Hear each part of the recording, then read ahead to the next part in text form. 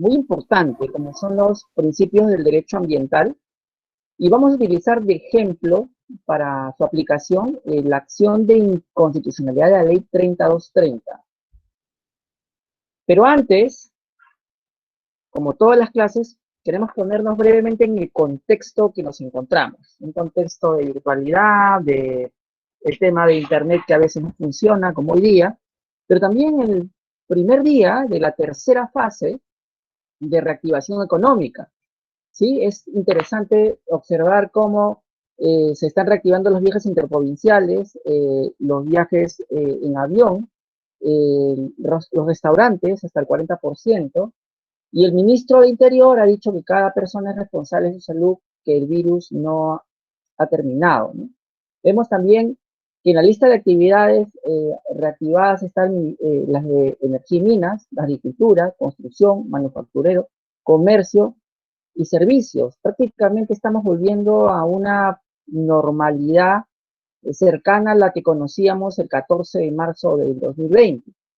Y eso es preocupante porque el Perú es el sexto país en contagios de COVID-19 y son pocos los países que sin haber controlado el número de contagios han reactivado sus economías. Uno de ellos es Estados Unidos y tiene una tasa alta de mortalidad entre su población. En ese contexto hay que eh, recordar que el día de ayer la ministra de Economía y Finanzas ha señalado que vamos a iniciar la reactivación de proyectos mineros sin inobservar la consulta previa, que va a ser sus primeros 5 momentos de manera virtual. Hoy día, con ustedes, hemos podido apreciar las dificultades que puedes tener en Internet en la ciudad de Lima, ¿no? 20 minutos a casi 30 intentando conectarnos. ¿Qué pasaría si lo que hemos vivido hace un momento pasa en una consulta previa en las primeras 5 etapas? ¿Cómo podríamos desarrollar un diálogo intercultural? ¿Cómo podríamos llegar a acuerdos si la Internet que no está garantizada, por ejemplo, aquí en Lima, menos estaría garantizada en el ámbito de comunidades nativas o campesinas? Es un reto muy grande para el momento de desarrollo tecnológico que tiene el Perú. No digo que en algún momento no se pueda hacer, pero este no es el mejor momento para intentarlo, ¿no? La educación virtual para mí muestra un ejemplo de las grandes dificultades que es llegar a acuerdos con otros, dialogar con otro, conocer a otro. Este es un tema que hay que revisar a lo largo del curso porque va a ser nuestra nueva normalidad. Un contexto que quería plantearles, ¿por qué? Porque este capítulo de reactivación económico no es nuevo. En el año 2014, recordemos que teníamos un contexto internacional donde los precios de los metales estaban bajando, producto de que en el mercado internacional China principalmente había dejado de comprar materia prima. Y eso preocupó al gobierno de turno, Ollantaytamala estaba en esa época, y al gremio empresarial, que exigía que el gobierno tome medidas de reactivación económica, ¿no? Esto sumado a un hecho también que se daba en aquellos años, que era el fortalecimiento del organismo de evaluación y fiscalización ambiental OEFA, que había empezado a multar a empresas importantes con varios millones de dólares, ¿no? Como pueden mostrarse allí en la diapositiva. El problema fue, en principio, que el gremio empresarial, principalmente minero y petrolero, estaba fastidiado por la caída de precio internacional de las materias primas y además por el rol de OEFA, que era bastante sancionador en el ámbito de las multas, ¿no? Ahí tenemos a Volcan, que aparece con 6 millones de dólares, a Minera Ares, a Minera Santa Luisa, a Doe Round, a Buenaventura, a Los Quenuales, a Caudalosa, y así sucesivamente. O sea, tenían una cantidad importante de multas que entre el 2010 y 2014 había impuesto OEFA. Entonces se veía OEFA como un organismo que imposibilitaba el desarrollo de la inversión privada porque estas multas de pronto quitaban espalda financiera para que puedan hacer inversiones. Ese era el contexto que teníamos.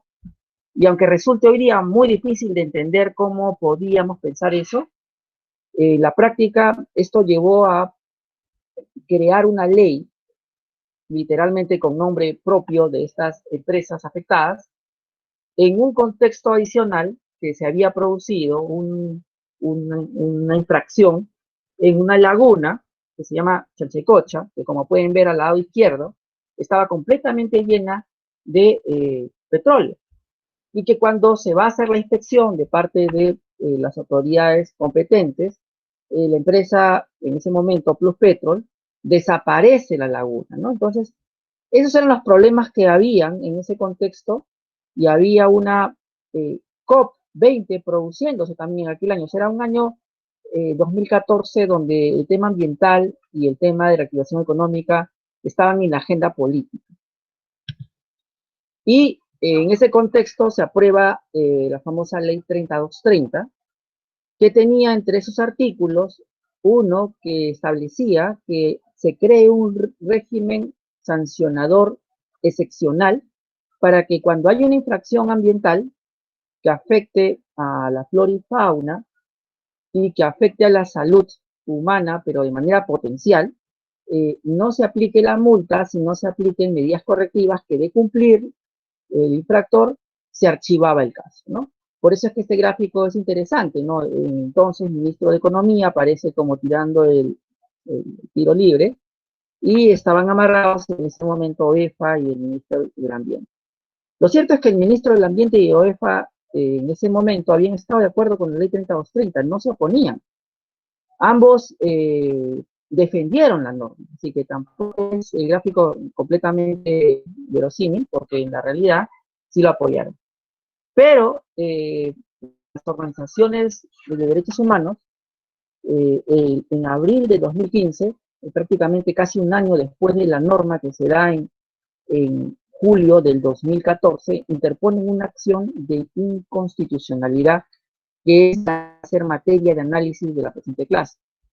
Es un análisis el que vamos a hacer en paralelo con el contenido de la ley, el contenido de la sentencia y lo que marcan la Ley General del Ambiente sobre los principios de derecho ambiental. Así que ahora presten atención, que esto no es dar, pero sí hay que estar atento porque tenemos varios paralelos en simultáneo que pueden de pronto traer alguna confusión si es que no están atentos. Lo primero que hay que recordar es el artículo 19, que es objeto de cuestionamiento a nivel del Tribunal Constitucional. Lo que decía, en principio, para partir a determinar cuál sería la vulneración a un ambiente sano y equilibrado, hay que conocer el antecedente, cómo estaba el procedimiento sancionador de OEFA antes del cambio. Y el ejemplo que les voy a poner es un ejemplo real, que va a utilizarse a lo largo de la clase.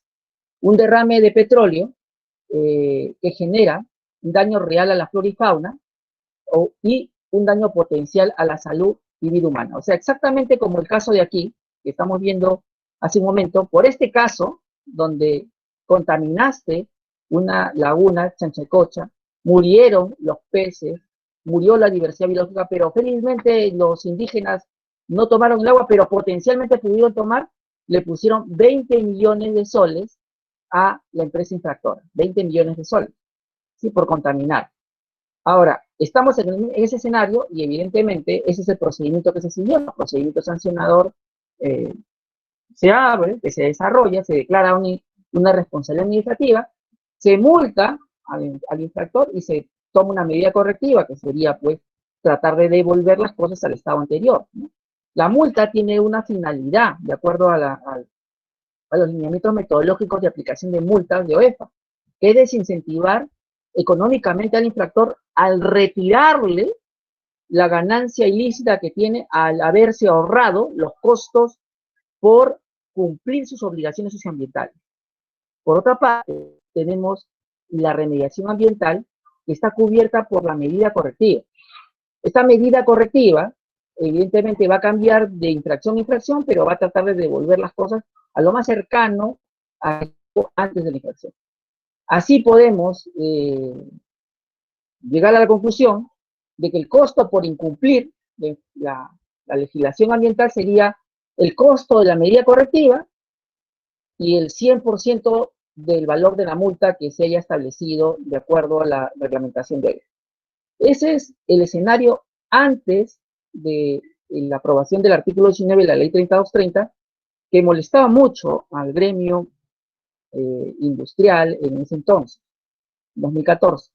Y por eso es que literalmente se promueve una norma especial que generaría por primera vez en el ámbito sancionador un procedimiento excepcional. Este procedimiento excepcional consistiría en lo siguiente, y lo vamos a leer para que vean que no se está cambiando el texto ni desdibujando la realidad. Realidad es la que sigue. En el marco de un enfoque preventivo de la política ambiental, establezcase un plazo de 3 años contados a partir de la vigencia de la presente ley, 3230, durante el cual el OEFA privilegiará acciones orientadas a prevención y corrección de la conducta infractora en materia ambiental. Lo que quiere decir en buena cuenta que antes de imponer una multa yo voy a privilegiar medidas correctivas. Y de esta forma se supone, en esta lógica de la norma, que voy a generar una educación ambiental en el infractor. La pregunta acá es, ¿y si yo tengo como Petroperú 40 años y sé perfectamente cuáles son las obligaciones socioambientales, ¿requiere una educación ambiental, una pedagogía? En el caso de Plus Petro, que también tiene varias décadas, o la mayoría de infractores, Volcan, por ejemplo, que no son nuevos, no estamos hablando de empresas que recién entran al mercado, estamos hablando de empresas que tienen muchos años. Si esta norma se aplicara a los que recién ingresan, de pronto podríamos entender una finalidad pedagógica, pero a aquellos que tienen más de una década, es cuestionable esta dinámica pedagogía ambiental. Durante dicho periodo, dice el artículo 19, el OEFA tramitará procedimientos sancionadores excepcionales. Si la autoridad administrativa declara la existencia de infracción, ordenará la realización de medidas correctivas destinadas a revertir la conducta infractora y suspenderá el procedimiento sancionador excepcional. Efectivamente, cuando ocurrió una infracción, se inicia la supervisión ambiental, le decía a los de fiscalización ambiental, esto es para que inicies un procedimiento sancionador, inicia el procedimiento sancionador, llegas allí, el infractor se pone de acuerdo contigo en implementar una medida correctiva que podría ser voluntaria o podría ser impuesta, sería indiferente porque si se cumple, automáticamente se suspende el procedimiento sancionador y si es que cumplo esa medida correctiva a cabalidad y me dan el visto bueno, se archiva el caso, ¿no? Verificado el incumplimiento de la medida correctiva ordenada, el procedimiento sancionador excepcional concluirá. Bueno, imaginen ustedes todos los procedimientos sancionadores que tenemos en Indecopi, en SUNAT, que funcionaran así. Me parecería, en algunos casos, interesante y en otros preocupante, ¿no? Dependerá de la circunstancia. Pero este es el origen de lo que más adelante los expertos en derecho administrativo llamarían la subsanación voluntaria. O sea, hasta este momento, el rol de una subsanación voluntaria que me eximiera de responsabilidad administrativa no se había trabajado. Aquí se inicia. Ya hace 2 años, esto se instaló para como un privilegio que no solamente vaya para los casos de interés, sino para otros casos. Pero eso es otro tema que hablaremos en otro momento. Solo quería recordar dónde está la génesis de un cambio que se produciría en la 2744 y que generaría un eximente de responsabilidad administrativa. De lo contrario, dice el referido procedimiento, si no cumplo la medida correctiva, se reanudará y quedando habilitado el OEFA a imponer la sanción respectiva. Muy bien, si yo no cumplo la medida correctiva que me exonera de responsabilidad administrativa, continúa el procedimiento y me van a multar. Ah, entonces, profesor, es exactamente igual que el anterior. No, espérate un momentito, porque no hemos terminado de leer la segunda parte. La segunda parte de este mismo texto señala lo siguiente. Mientras dure el periodo de 3 años, las sanciones a imponerse por las infracciones no podrán ser superiores a 50% de las multas que correspondería aplicar. O sea, si yo no cumplo la medida correctiva, voluntaria o impuesta, como quieran llamar, ¿el OEFA solo me puede multar por el 50%? Sí. ¿Por qué? Porque quiero incentivar la inversión privada y quiero dinamizar la economía porque se está desacelerando producto de la caída de los metales. Está sacrificando la protección al ambiente por un interés económico. En la práctica, sí, ¿no? De acuerdo, dice la metodología, determinar sanciones y consignar los atenuantes y agravantes correspondientes, ¿no? Lo dispuesto en el presente párrafo no será de aplicación en los siguientes casos. Y te pone algunas circunstancias excepcionales, ¿no? Infracciones muy graves que generen un daño real y muy grave a la vida y la salud de las personas. Dicha afectación deberá ser objetiva, individualizada y debidamente acreditada. Miren lo que me ponen como, de alguna forma, requisito. O sea, si la infracción afecta a la vida de las personas, sí debe aplicarse el procedimiento sancionador ordinario, que aplica el 100% de la multa y no sería posible acudir a una medida correctiva cumplida para exonerarme de responsabilidad. Pero para poder iniciar un procedimiento sancionador ordinario donde hay una afectación a la salud humana, tengo que demostrar de manera objetiva, individualizada y debidamente acreditada el daño. Y eso, como su profesor Juan Espinosa, como su profesor Jaime Ciesa, o como cualquier profesor de responsabilidad civil, es muy difícil lograrlo en el plazo que dura un procedimiento sancionador, que de acuerdo a nuestra legislación, lo máximo que podría durar es 9 meses, y en el mejor de los casos 1 año, porque luego ingresa la caducidad del procedimiento, o sea que se cae el procedimiento y tendría que volver a iniciar, y el plazo máximo que podría durar la persecución de una infracción sería 4 años, porque luego se extinguiría nuestra posibilidad de iniciar un procedimiento sancionador. Lo siguiente que aquí preocupa es que es costosísimo demostrar un daño a la salud humana, porque OEFA no tiene médicos ni esa autoridad ambiental para determinar esos daños a la salud humana. Cuando me pides que sea individualizada y debidamente acreditada, me generas un grave inconveniente porque significa un costo que tendrá que hacerse cargo el propio EFA para poder demostrar. Y la población afectada. ¿Qué estoy dejando afuera? Y lo primero que estoy dejando afuera, que ustedes deben notar, es que el enfoque de la ley 3230 es antropocéntrico. O sea, no está viendo por el impacto a la naturaleza, a la flora, a la fauna. Si yo realmente contamino un río, desaparezco una laguna, como la que vimos hace un momento, podría, incluso en ese caso, por muy grave que fuera la contaminación, acudir a un procedimiento sancionador excepcional y exonerarme del pago de una multa si cumplo la medida correctiva en el cronograma que me ha establecido OEFA, que normalmente se coordina con el infractor. Esto es protección a un ambiente sano y adecuado, a criterio, y interpusimos la demanda, y bueno, aquí les voy a mencionar que estuve entre los abogados que sustentó la demanda junto con Ana Leiva en el ámbito ambiental. No protegía, y por eso se interpuso esta acción de inconstitucionalidad.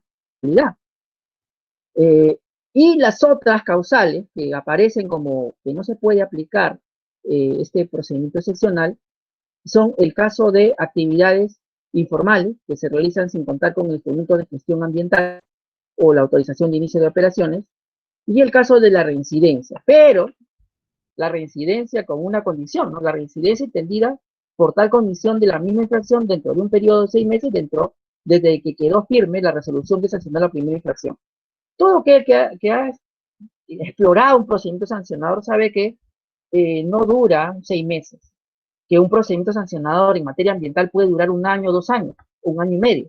Por lo tanto, hasta que quede firme la infracción y inicie una infracción similar, pasa más de 6 meses. O sea que esta posibilidad de reincidencia en la práctica nunca se produjo. En la jurisprudencia de OEFA, los 3 años en donde estuvo vigente este 3230, no se produjo. Cuando se quiso acudir a ella, el Tribunal de Fiscalización Ambiental lo declaró nulo, porque tenía que ser idéntica, o sea, que se me rompa el ducto del oleoducto norperuano en el mismo lugar, ahí sería idéntico. No, pero se rompió en Loreto y no Ucayali, o no en Piura, no, tiene que realmente reincidencia. La reincidencia quiere decir que en el mismo pedazo del ducto donde ocurrió la primera infracción tendría que producirse. Eso es imposible. Si tengo un oleoducto del tamaño como es el oleoducto norperuano, pues a pesar que habían varias infracciones similares, no se podía aplicar reincidencia. Allí está, pues, de alguna forma, la trampa del texto que no te deja proteger al ambiente como lo hacías antes, sin tanta traba burocrática y formal, como eran antes de la 3230. Resumiendo, porque de repente no se entendió el texto como tal, aunque me parece muy claro, hemos hecho un gráfico aquí, nuestra asistente Amparo Córdoba ayudó a plasmar, con el mismo ejemplo. Hemos puesto el ejemplo en el caso de la laguna Chichecocha, que se perdió completamente y se impuso 20 millones de soles, pero ahora, ¿cómo sería con la 3230? Derrame de petróleo de crudo, emergencia ambiental que genera el daño real a la flora y fauna, daño potencial a la salud y vida humana. O sea, exactamente lo mismo. ¿Por qué digo emergencia ambiental? Porque el caso del que nos vamos a referir, vamos a mostrar en un momento, es el caso del derrame de petróleo de Urarinas, en la comunidad de Cunimico, donde se virtieron cerca de 2.500 barriles de petróleo, donde se generó una destrucción de la diversidad biológica, del recurso hídrico también se contaminó, pero donde no se pudo probar el daño a las personas porque no pudimos determinar si la enfermedad que tenía era del derrame de petróleo o de otras sustancias que estaban por ahí, porque para hacerlo había que hacer una serie de pericias científicas que en el procedimiento sancionador no te dan espacio para hacer, además que son costosos y además que tendrían que muchas veces correr a cuenta de los afectados. Y OEFA, obviamente, no tiene una unidad de salud, ¿no? Ahora creo que debería tenerla con todo el contexto de COVID, no tiene para poder llevar a un médico, hacer el muestreo y un laboratorio correspondiente. No teníamos. Entonces, lo que quedaba claro era que un río contaminado en la Amazonía peruana junto a una comunidad era un daño potencial a la salud y la vida humana. Esta infracción no mereció multa porque se aplicó la 3230, que efectivamente dice se inicia el procedimiento sancionador excepcional, se declara la existencia de la infracción y automáticamente se impone una medida correctiva que de cumplirla, en este caso el infractor fue Petroperú, se suspende el procedimiento sancionador y se archiva. En este caso, si hubiera cumplido la medida correctiva, se archiva. Pero si no hubieran cumplido, se le aplica el 50% de la multa. La pregunta nuevamente aquí es, y siempre la voy a hacer, ¿a qué costo? ¿No? ¿A qué costo el incumplimiento? Primero, a lo que vale la medida correctiva. En el mejor de los casos, o sea, voy a gastar solamente eso, si me va bien. Pero en el peor de los casos, a la mitad de la multa que me hubiera correspondido en un procedimiento sancionador ordinario.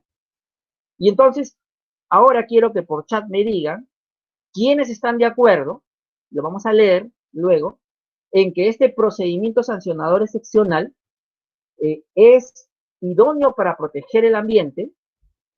Esa es una primera pregunta. Y la siguiente es, bueno, doctor, no es tan idóneo de pronto, pero es bueno para la inversión pública y privada, para que la actividad económica se reactive y para que la economía mejore. O sea, ¿podría alguien por chat justificar que este cambio de reglas de juego en sancionar infracciones vale la pena asumirlo por reactivar la economía?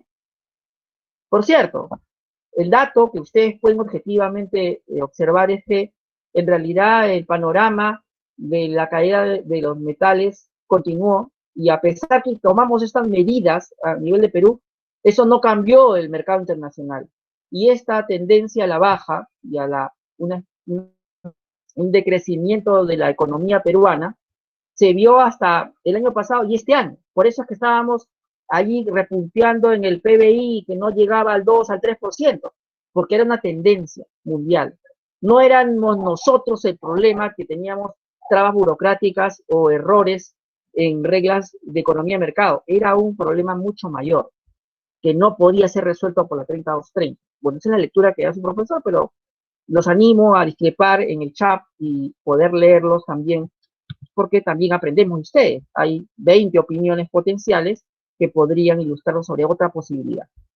Ahora, ya estamos analizando la 3230, y ya ahora nos toca irnos a este otro mundo, que es el artículo 1 del título preliminar que señala lo siguiente: toda persona tiene el derecho irrenunciable a vivir en un ambiente saludable, equilibrado y adecuado para el pleno desarrollo de la vida.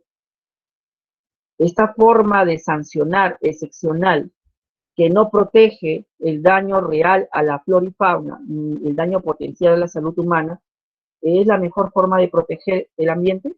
Nos preguntamos. Y continúa este artículo: el deber de contribuir a una efectiva gestión ambiental y de proteger el ambiente, así como en sus componentes, asegurando particularmente la salud de las personas en forma individual y colectiva.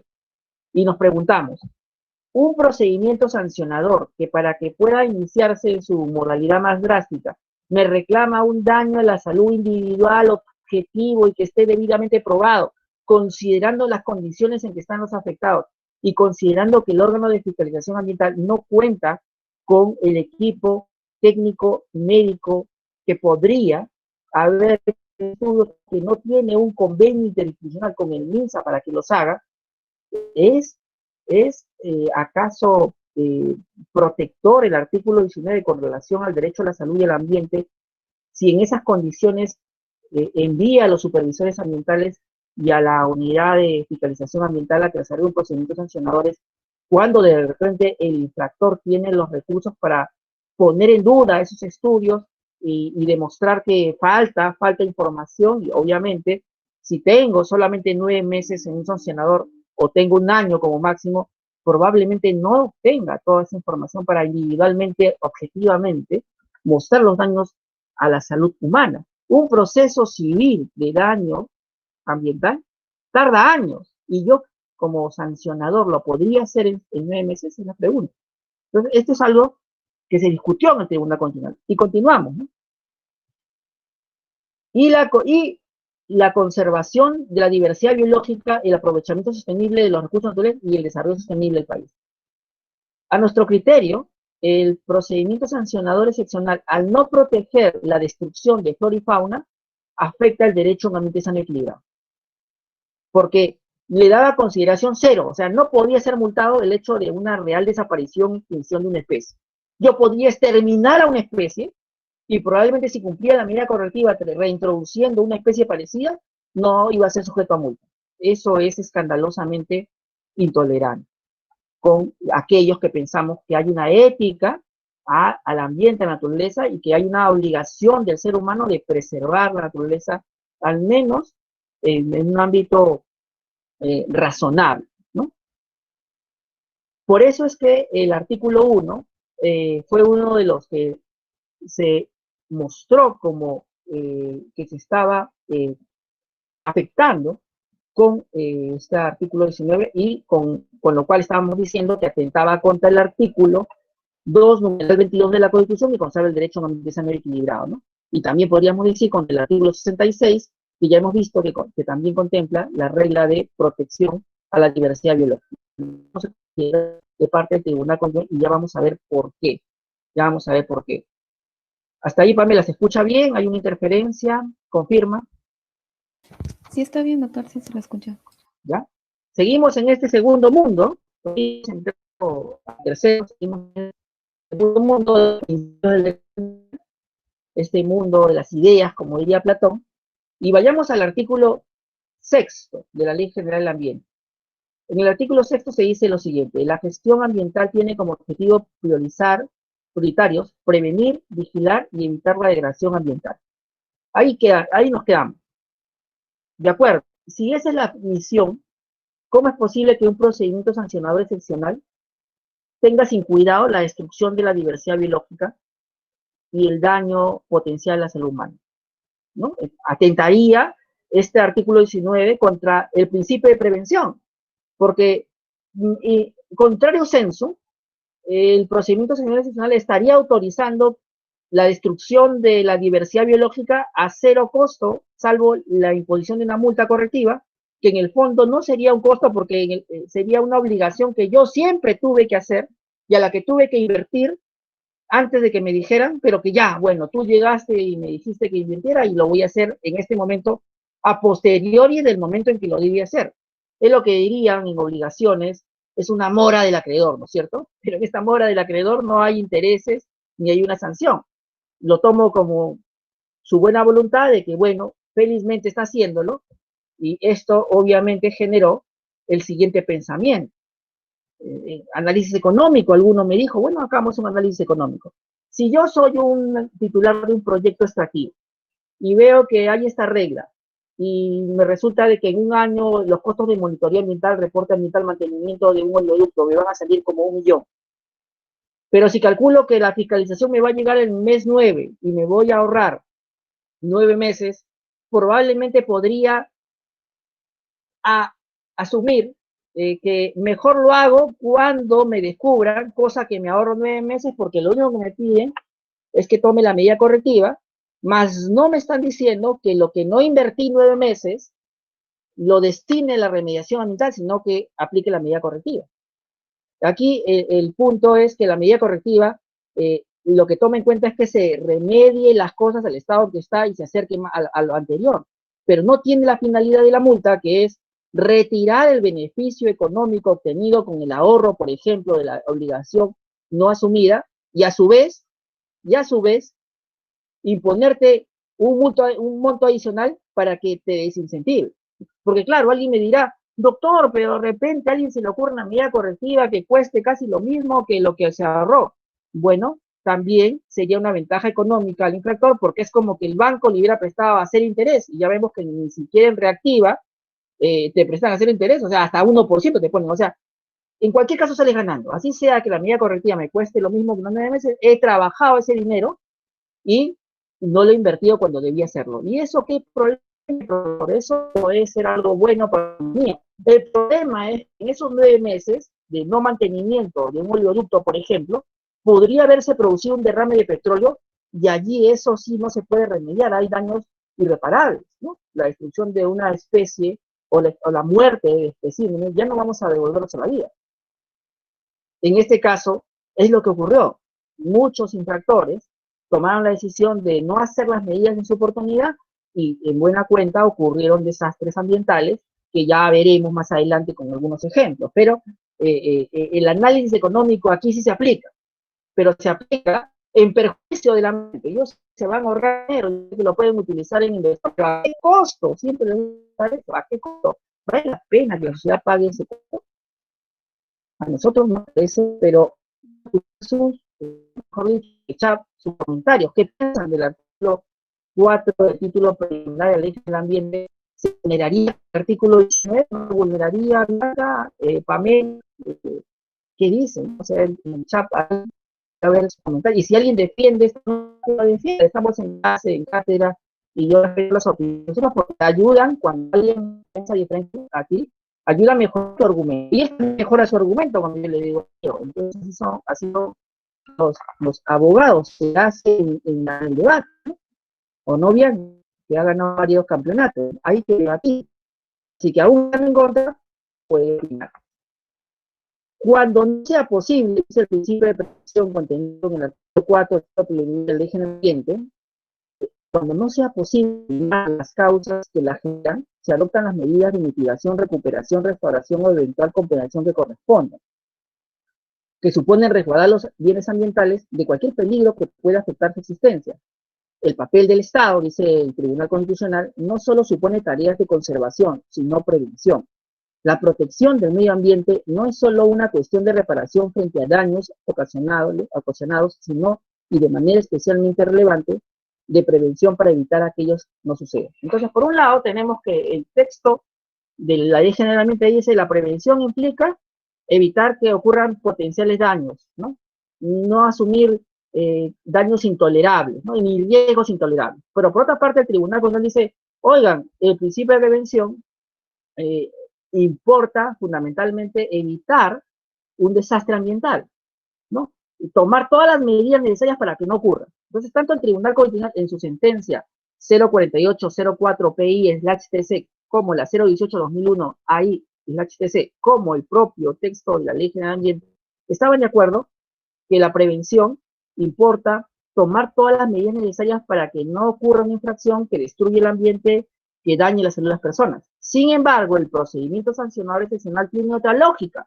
La lógica es, si te descubro, no te pasa nada, aplica tu medida correctiva, no hay multa, y si no te da la gana de cumplir la medida correctiva, te premio porque te aplico el 50% de la multa. ¿Me lo explican cómo es prevención?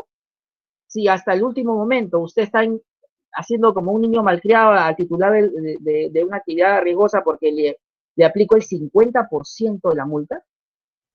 ¿Y cómo quedan los casos de los anteriores infractores que pagaron el 100%? Ahí no es para mí una competencia desleal que yo he pagado 6 millones de dólares versus tú que vas a pagar 2 años después 3 millones de dólares.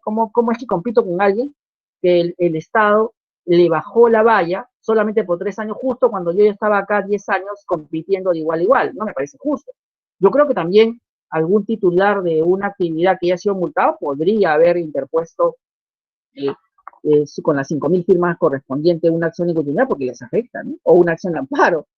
Creo que a veces también hay que ver el otro lado, ¿no? Creo que hay también titulares de actividades que cumplen las normas, pero que al final terminan haciéndoles competencia de aquellos que infringen la normatividad.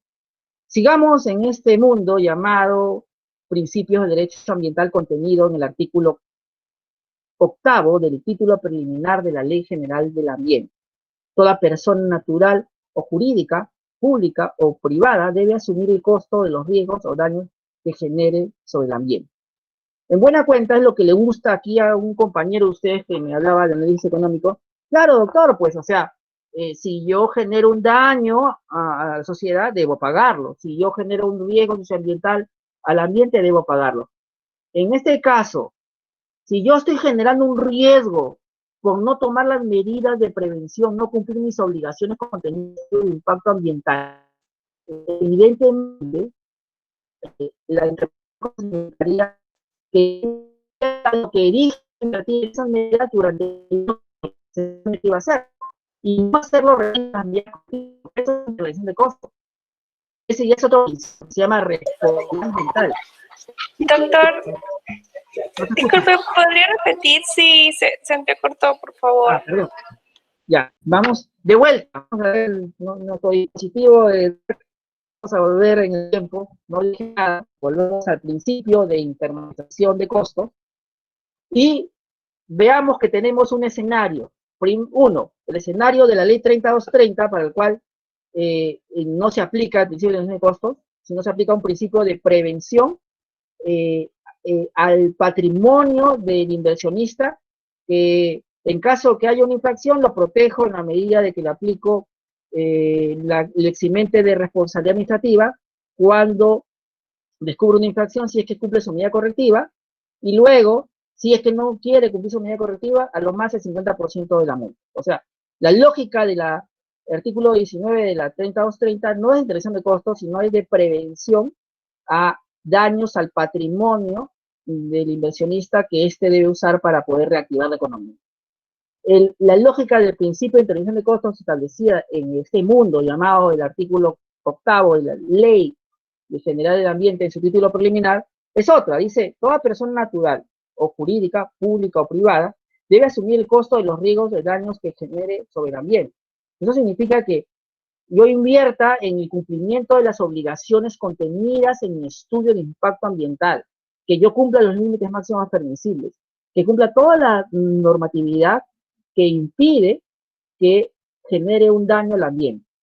Cuando yo no hago esa intervención de costos y dejo que ocurra un daño, y el de supervisión viene y me mira y me dice, oh, bueno, acá te levanto un acta, esto lo llevo a fiscalización ambiental, me dice un procedimiento sancionador y al final me dan una medida correctiva, no aplico cuando cumplo la medida correctiva el principio de intervención de costos, sino aplico el principio de responsabilidad ambiental, que es aquel que se aplica cuando ya hay un daño y evidentemente tengo que pagar por él, porque yo lo he generado.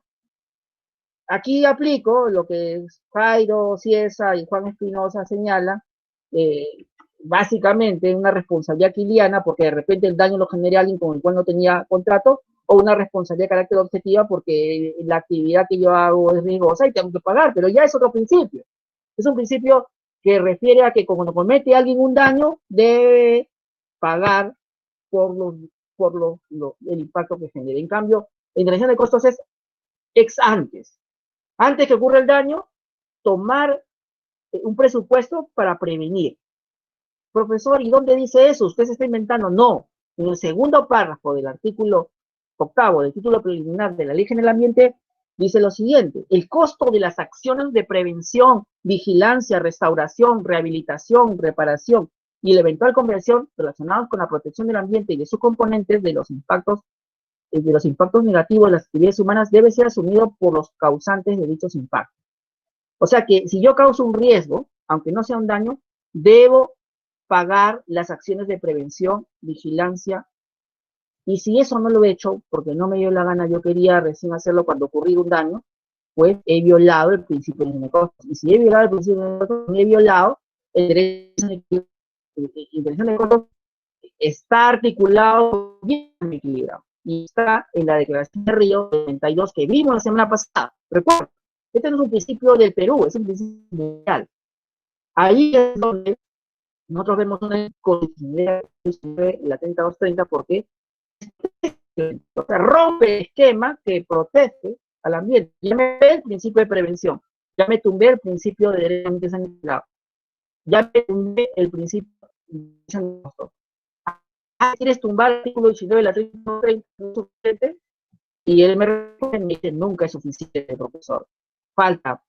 Y otro que me va a derrumbar es el artículo 9 del título final de General Ambiente, clase del principio de responsabilidad ambiental, que clase las diapositivas. Vamos a resolverlo de esta forma.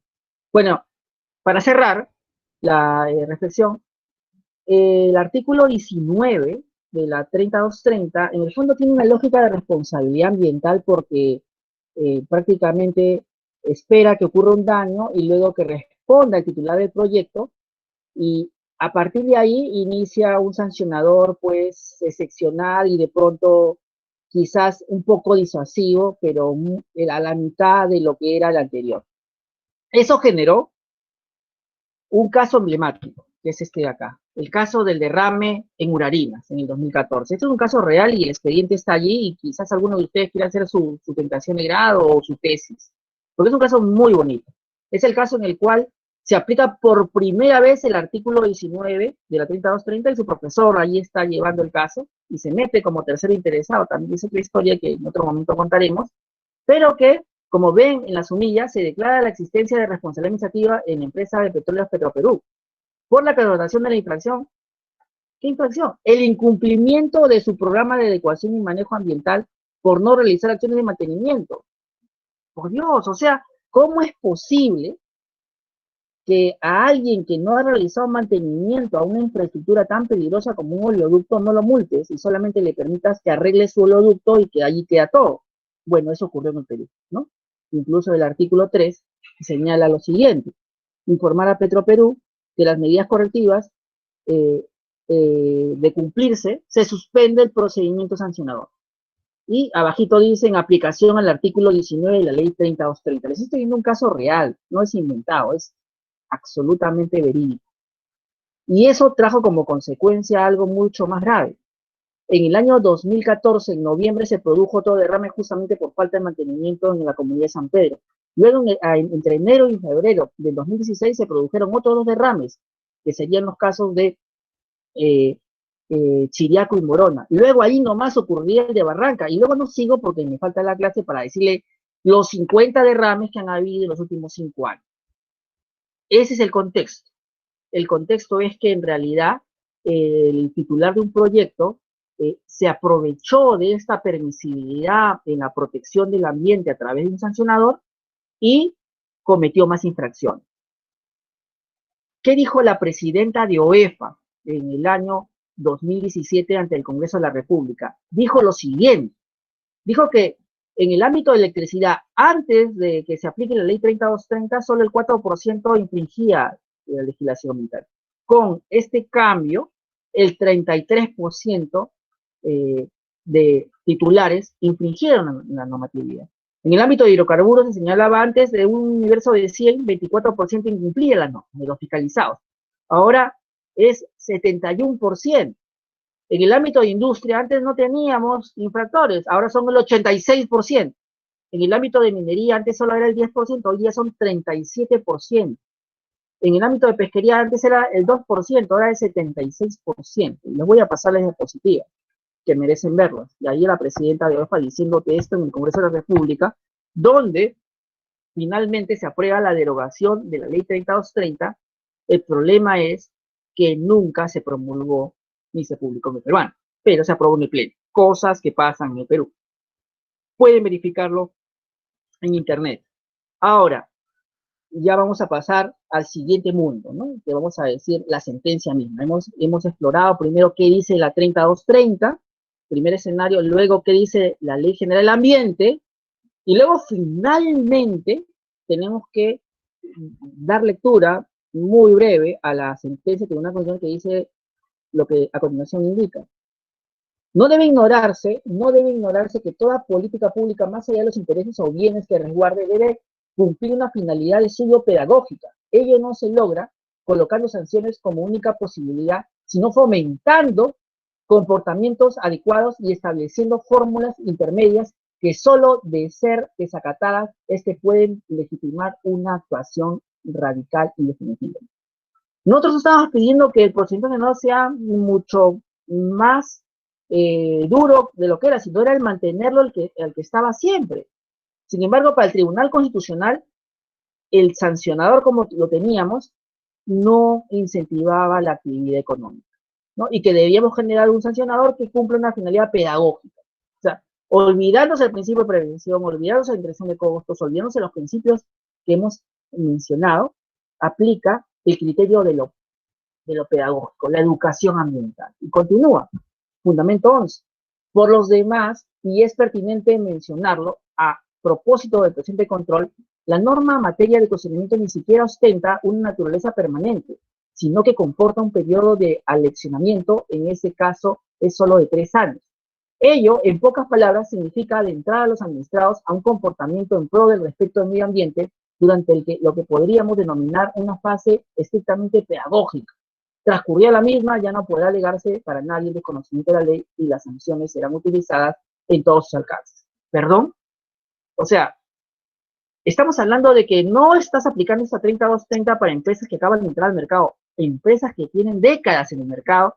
Les vas a enseñar el tema medioambiental, que ya es harto conocido para muchas de estas. Sí, este fue el fundamento para declarar infundada la demanda de inconveniente contra la 3230.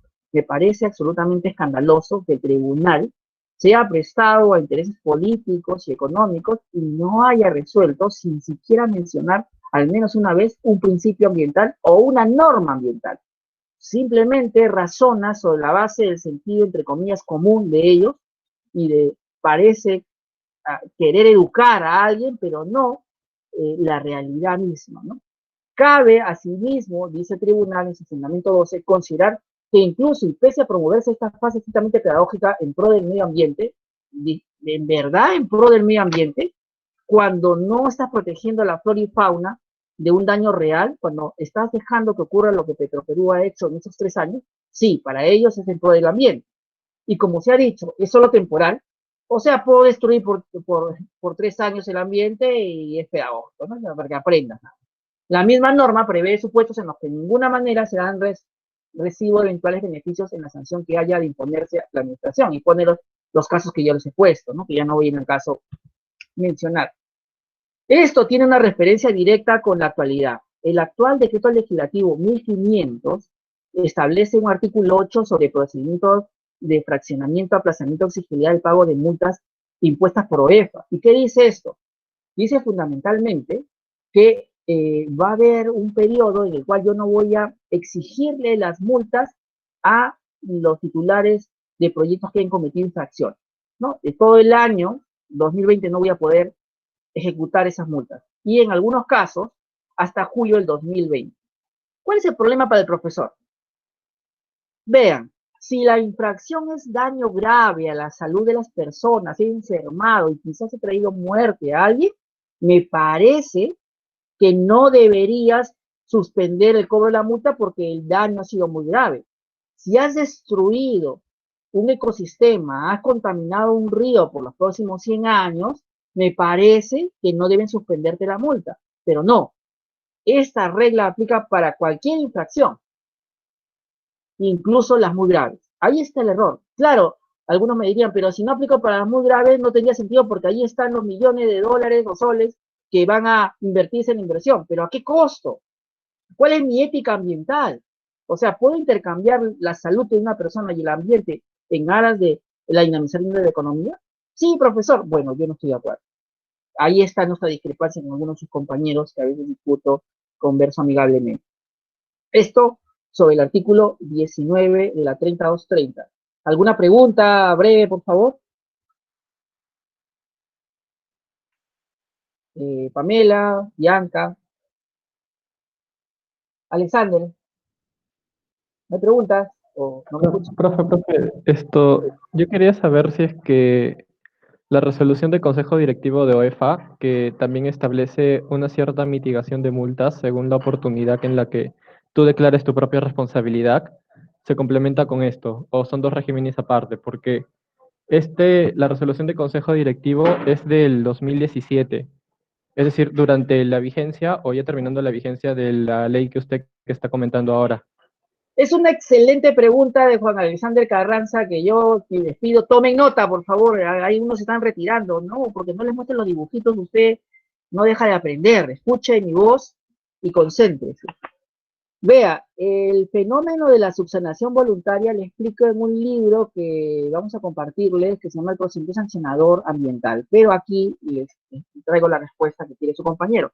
La norma estuvo vigente entre el 12 de julio de 2014 al 11 de julio de 2017.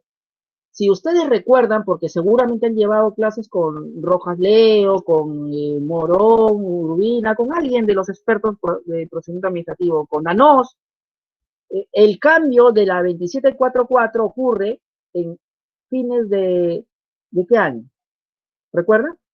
2017. ¿Por qué ese año? Justamente porque ya se había levantado este régimen. ¿Y qué dice básicamente esta subsanación voluntaria? Que si yo en la etapa de supervisión ambiental me pronto confieso que he cometido una infracción y subsano esta, ya no se me sanciona ni se me inicia un procedimiento sancionador. ¿No es cierto? Esta regla aparece a posteriori. Por eso es interesante conocer la historia de la gestión ambiental, porque así voy entendiendo cómo aparece la sanción voluntaria. No es que no existiera antes, pero antes existía como un eximente, como una atenuante de responsabilidad.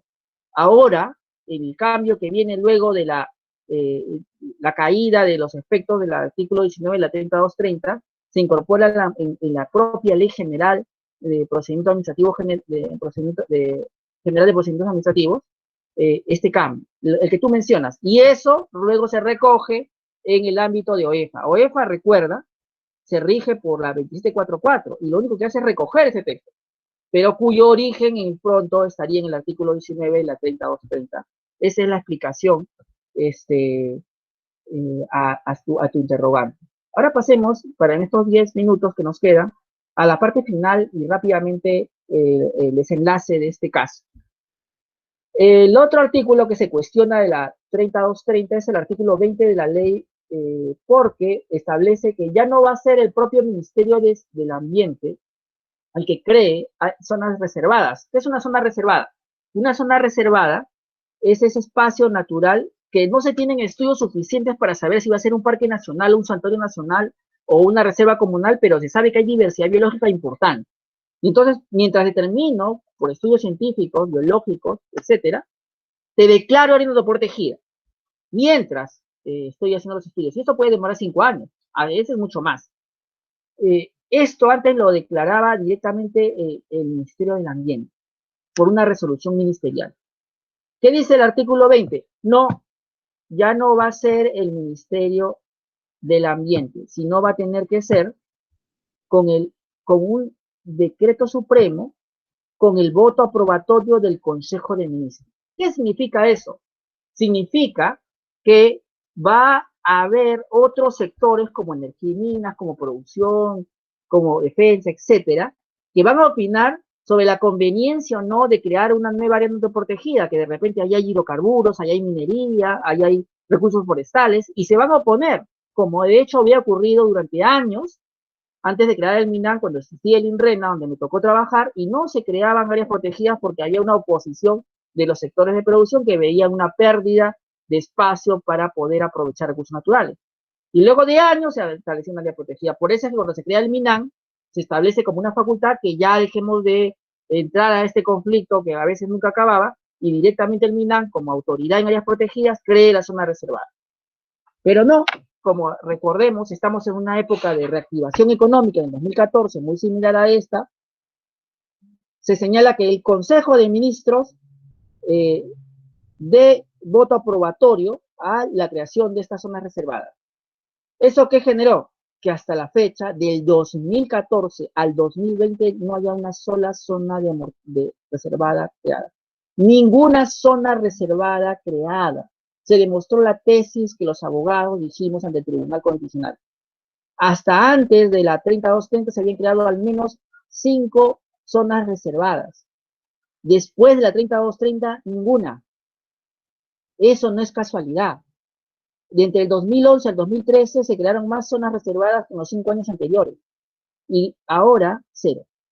Entonces, para nosotros, ¿vulneraba qué principio? El principio precautorio. ¿Por qué el principio precautorio? El principio precautorio porque, como no tengo estudios suficientes para determinar qué categoría de área protegida es, yo te protejo hasta que determine tu grado de categoría. ¿Y cómo te protejo? Con la máxima categoría, como parque nacional. O sea, te protejo como si fueras un parque nacional, aunque no lo eres. Eso es precautorio. ¿No? También se vulnera el derecho a un desarrollo equilibrado porque estoy conservando una serie de diversidad biológica para el futuro. Bueno, esto el tribunal no le tuvo consideración y dijo, bueno, y leemos el texto en concreto, dice que de otro lado, el artículo 119 de la Constitución establece que el Consejo de Ministros está a cargo de la dirección y gestión de los servicios públicos. Por su parte, el artículo 126 establece que de acuerdo a esto, el Consejo de Ministros requiere del voto aprobatorio de la mayoría de sus miembros y que los ministros no pueden ser gestores de intereses propios o de terceros. Nótese que la Constitución indica que el voto debe ser unánime, sino por mayoría. En tal sentido, el argumento ensayado por su profesor y Ana Leiva, ensayado por los demandantes, pierde toda verisimilitud por cuanto a la aprobación de la zona reservada pueden darse inclusive con los votos en contra del Ministerio de Energía y Minas, por mencionar los ministerios referidos en la demanda. Ok, querido Tribunal Constitucional, ¿has visto alguna vez como un voto singular en los decretos supremos donde diga el Ministerio de Energía y Minas me opongo? No, ¿verdad? Y eso ocurre porque los votos en el Consejo de Ministros de las Políticas son unánimes. Si alguien se opone, no sale la norma. Esa es la realidad política. El tribunal opera sobre un derecho formal, un derecho positivo. No opera sobre algo interdisciplinario que es la ciencia política, que es la realidad social. Y lamentablemente, no sé si por interés o por falta de criterio, el tribunal dice que el cambio del artículo 20 para que ya no sea el Ministerio del Ambiente el que cree las áreas protegidas, sino sea con el voto aprobatorio del Consejo de Ministros vía un decreto supremo, queda constitucionalizado, con lo cual se debilita la creación de espacios protegidos, ¿no? 0 zonas reservadas, grande Tribunal Constitucional, me has creado un mundo alterno del que tenía, donde había bastantes zonas reservadas creándose y había ninguno que aproveche, porque a nosotros nos parece un grave error. El artículo 21 de la ley 3230 también fue cuestionado por los demandantes y este establecía los plazos para emitir opiniones de las autoridades encargadas de hacerlo. O sea, cuando estudiemos los estudios de impacto ambiental, veremos que hay una autoridad del agua que opina, una autoridad forestal que opina, una autoridad de cultura que opina, CERNAP que opina, etcétera. Bueno, esta norma establecía un plazo perentorio. Si no lo haces, lamentablemente voy a sancionar al funcionario y voy a obligar al titular del sector a opinar. Lo que nosotros señalábamos era, un momentito, nosotros estamos de acuerdo que haya opiniones técnicas, pero no le puedes poner una espada de Damocles al funcionario porque no es su culpa que tenga 50 expedientes en su escritorio de 1000 páginas y que le obligues que en 20 días resuelva todo porque no va a poder hacerlo. Y si tú le pones la espada de Damocles de la responsabilidad administrativa, él va a resolver los 1000 expedientes, o los 50, los que quepan en su escritorio. dentro del plazo establecido. El asunto es a qué costo. Otra vez esa pregunta me gusta hacérsela, ¿a qué costo? Al costo de una menor calidad. Es básicamente como que yo les dijera, en los próximos 3 días hagan un trabajo monográfico y ustedes lo hacen como pueden. Pero si yo les diera 15 días o les diera un plazo razonable, lo harían mejor. La calidad se pierde. No van a dejar de hacer el artículo o la monografía, lo van a hacer. Igual es la opinión técnica. Va a ocurrir que va a haber la opinión técnica, pero de una calidad menor. ¿Eso qué significa? Una menor protección al ambiente. Eso afecta el disfrute del derecho a un ambiente sano y adecuado. Y así termina el tribunal convalidando. Dice, tomando en cuenta lo referido, este tribunal considera que un mero establecimiento de un plazo para recibir opiniones vinculantes o no vinculantes no implica una afectación en abstracto al derecho a un ambiente equilibrado. Y que es que regular un plazo para que se emita opiniones y a solicitud de entidad ambiental sectorial, que es un órgano de línea del ministerio a cargo de aprobar una guía, no implica una posible alteración sustantiva a afectar la preservación de bienes ambientales. Más aún, si es que se toma en consideración que la consulta se dirige a un órgano especializado y familiarizado en la materia a la que se refiere la opinión solicitada. Está bien, seamos un experto, pero no puedo resolver los expedientes a una velocidad que no puedo hacerlo porque no tengo personal. Entonces, lo que estamos haciendo es debilitando el tribunal ambiental porque obliga al funcionario a opinar en un tiempo menor al que podría hacerlo y no le doy los recursos ni le doy el personal. Esto lo diría en voto singular Espinosa Saldaña, que también para él le parece que es absolutamente irracional pedir que haga un trabajo sin proporcionar los recursos. Ya para ir cerrando, también se cuestionó en el artículo 23 de la ley 3230 sobre aprobación de límites máximos permisibles y estándares de calidad ambiental por una sencilla razón. Antes los estándares de calidad ambiental y los límites máximos permisibles eran aprobados por el Ministerio del Ambiente y no requerían algunos análisis que ahora sí se requieren. Y vamos a ver cuáles. Por ejemplo, se señala acá que afirmar los demandantes que el criterio fundamental para determinar estos estándares es la protección de salud al ambiente y por la emisión de sustancias y cantidades que pudieran poner en riesgo o dañar el ambiente y la salud. Objetan, igualmente, que la aprobación o determinación de los secas y límites máximos permisibles se efectúe mediante refrendo de los sectores vinculados, es decir, los ministerios reguladores. Con ello, se condiciona y debilita al Ministerio del Ambiente como ente rector en materia de protección ambiental. Estos dos argumentos apuntan a indicar que el Estado no estaría cumpliendo con proteger efectivamente el ambiente. Y claro, o sea, el tribunal se pone en materia formal y dice, no se supone que cada ministerio tiene su competencia, va a hacer su trabajo y no va a haber ningún interés político ni económico para que tú puedas decir que va a haber una influencia en que los límites máximos permisibles sean más permisibles de lo que son. La práctica nos dio la razón. Los límites máximos permisibles en agua se flexibilizaron a partir de esta 3230 y uno puede contaminar un poco más de lo que antes. Y es que la regla, históricamente, en gestión ambiental es que cuando tú dejas que el sector que va a ser regulado de alguna forma, minería, producción, industria, que fuere, le dejas opinar, él va a hacer que el límite máximo permisible no esté protegiendo la salud, sino va a estar buscando contaminar un poco más para que haya mayor actividad industrial, porque la tecnología que contamina más es más barata. Y esa es la realidad, y eso es lo que queríamos impedir. Para resumirles el cuento, en realidad el tribunal no nos dio la razón por eso, dijo que a su entender está muy bien que todos los sectores opinen, que se opongan, que está seguro que va a haber una consenso, una unanimidad y se va a proteger la salud y el ambiente. Otra vez, en el mundo de las ideas de Platón vive, pero no en la realidad, porque en la realidad eso significa dejar una amplia posibilidad de no proteger al ambiente. Ya para cerrar la sentencia, hay que decir que el voto singular del magistrado Espinosa Saldaña Barrera nos dio en parte la razón cuando señaló que hay que dar recursos al Estado para que pueda opinar. También se señala en que él entiende que hay un conflicto de intereses cuando el propio sector opina sobre límites máximos permisibles, que eso no resulta idóneo, ¿no? Dice, la mejor forma adecuada de utilizar los tiempos y de tutelar el derecho a un ambiente equilibrado es proporcionar los recursos al personal. Y por otra parte dice que los sectores que tienen vinculación con los asuntos que se están regulando, pues tendrían un conflicto de intereses, ¿no? El costo de cambio normativo en el fondo significó un debilitamiento de la legislación ambiental. ¿Qué pudo hacer el Tribunal Constitucional para no debilitar el futuro de la fiscalización ambiental? Nosotros creemos que pudo exhortar a las autoridades ambientales para mejorar su normatividad. ¿Por qué? Porque aunque no me lo ha dicho su compañero, el último que preguntó, que se llama Juan Alexander Carranza, si no me equivoco, que seguramente me lo preguntará, es, ya doctor, ¿y qué hubiera pasado si hubiera resultado fundada la demanda? Bueno, en realidad nada, porque todos los procedimientos nacionales se dieron en ese periodo y muchos de esos ya prescribieron y muchos de esos ya no hay nada que hacer. Es bien difícil que te digan, vamos a reabrir todos esos procedimientos cuando algunos ya, su plazo para poder sancionarlo ha prescrito. Entonces, quizás el tribunal me hubiera gustado que opte por una fórmula como la siguiente, ¿no?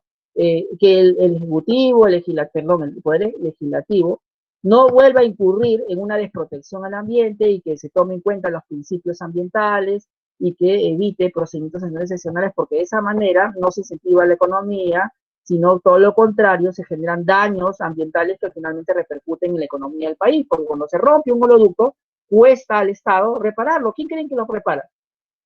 Petroperú es del Estado, nosotros lo pagamos, entonces todos nosotros gastamos en descontaminar un río. Al final salió caro, salió cara la fórmula esta de incentivar este tipo de conductas. El día de hoy podemos contar solamente en el ámbito de 2020 al menos 6 derrames de petróleo, ¿sí? Y en el ámbito de esos 6 derrames de petróleo yo estoy suspendiendo la aplicación de una efectivización del pago de multas. ¿Qué mensaje doy al mercado? ¿Qué mensaje estoy dando al mercado si eventualmente me dicen un sancionador? Lo que sé es que este año no me vas a cobrar, aunque me estés iniciando el sancionador, así acabe antes de los 9 meses, el otro año será. Entonces ahí hay un mensaje, me parece, equivocado. Otro tema que ya escapa de la clase, pero que hay que decir, es que se pronuncian sobre el tema de propiedad de los pueblos indígenas. Solo para resumirles lo que finalmente dijo el Tribunal Constitucional, dijo lo siguiente: si es que este artículo 36 a 57 de la 3230 está impactando a los pueblos indígenas como lo está haciendo, y no fue consultado, entonces estas normas no se pueden aplicar. En consecuencia, se debe dejar a la 3230 fuera de cualquier aplicación a pueblos indígenas. Así resolvió el tribunal y acá acaba la historia. Dice el tribunal que infundada la demanda para el ámbito del artículo 19, 20, 21, 22, 23, 36, que son los que hemos estado conversando, y con relación al tema de pueblos indígenas, dice que se interprete la 3230 excluyendo su aplicación a territorios de pueblos indígenas. Esta es una historia que les voy a contar en otro momento, pero yo quisiera terminar esta clase señalándoles que este antecedente de la sentencia es negativo porque puede poner una valla muy baja para las futuras acciones de inconstitucionalidad que busquen cuestionar normatividad que flexibilice la gestión ambiental y la institucionalidad ambiental. Algunas preguntas finales y ya nos vamos. Yo sé que Bianca tiene clase, pero alguno que quiera preguntar.